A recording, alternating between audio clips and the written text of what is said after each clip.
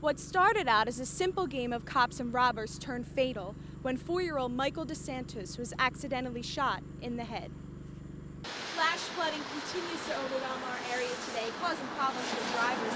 Such was the case on this road, as it was completely submerged in 5 feet of water. I'm McNicholas, and we're here at the Backyard Bash, where it truly is paradise. Look at this place. Who needs the beach when you have all this? From the sand to the tiki bar, friends and food, what more could you ask for? Police are working every lead they can for a neighborhood that is devastated over the loss of one of their most beloved members. If you have any information, contact Philadelphia Police. I'm McNicholas, NBC 10 News.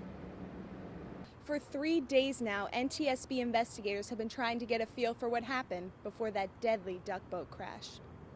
Thanks, Nyambi. Now the Phillies and Eagles can't catch an injury break. Today the Phils sent Ryan Howard to the 15-day disabled list with a sprained left ankle. 5 years later, a murder case gone cold has finally come to an end for the MacGyver family here in West Philadelphia.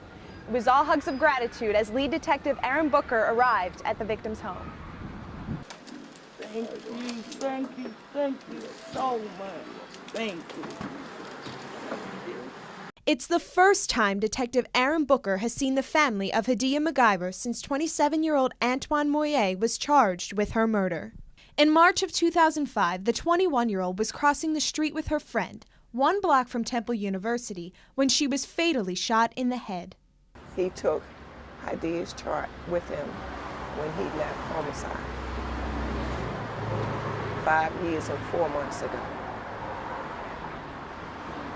That was the first day he entered my house. The first he told us he's not going to stop until he caught who shot her. Detective Booker kept his word.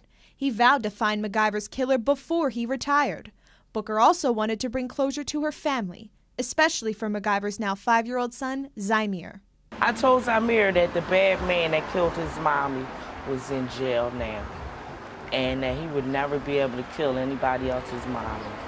Police sources say they aren't sure exactly why Moyer shot MacGyver, but investigators believe it's a case of mistaken identity. Nevertheless, my daughter ended up dead. So it really doesn't even matter to me what happened or how it happened, who the intended target was. Somebody's child was the intended target, and that's what makes it so bad. This case is especially heart-wrenching for Zymir. His dad, Harlan, a victim of juvenile diabetes, passed away just after he was born. It was MacGyver's first night out with her friends after Harlan's death. But on July 16th, when MacGyver would have turned 27, her family plans to acknowledge what the aspiring nurse accomplished in her short life. Moyer appears in court next week, and the MacGyver family says they will be sure to attend all parts of the hearing. From West Philadelphia, I'm McNicholas. It's just like a big jigsaw puzzle out here, just trying to figure out who's who and what these people did. For decades, they walked all over Harriet, and no one knew she was there.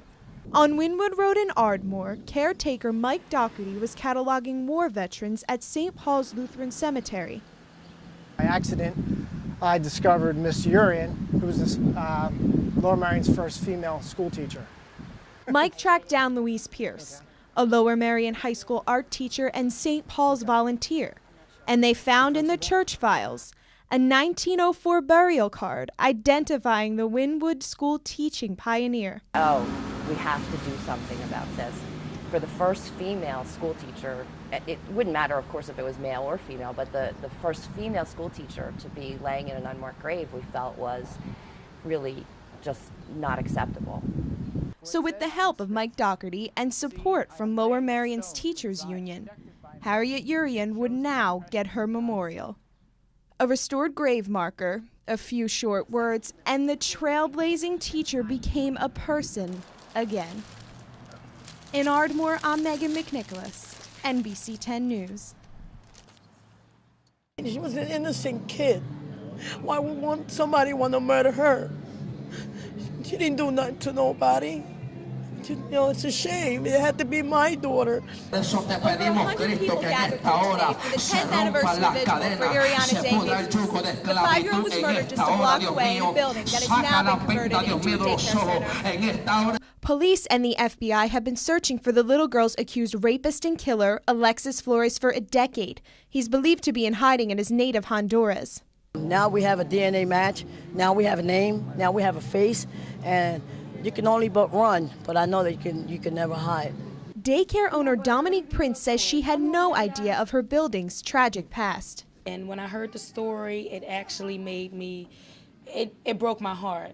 Me being a mother, I wanted to do something to kind of give back. I knew that there's no way I can open up something as a child care center or a preschool and not give back to Ariana, being as though, you know, that what happened was just tragic. And I had to do something to bring life to the situation. Just 2 weeks ago, Dominique opened up a child care center, naming it in Ariana's honor. Both Liza Swain and Dominique feel that the events were meant to be. Happy anniversary, Ariana. We love you. Liza Swain says she appreciates the support her neighborhood has given her, allowing her to move forward and keep hope that her daughter's killer will one day be caught. People tell me let it go, let her rest, but I just can't rest until I know that he's caught. I have a problem with that. I want my justice. I believe that I deserve that.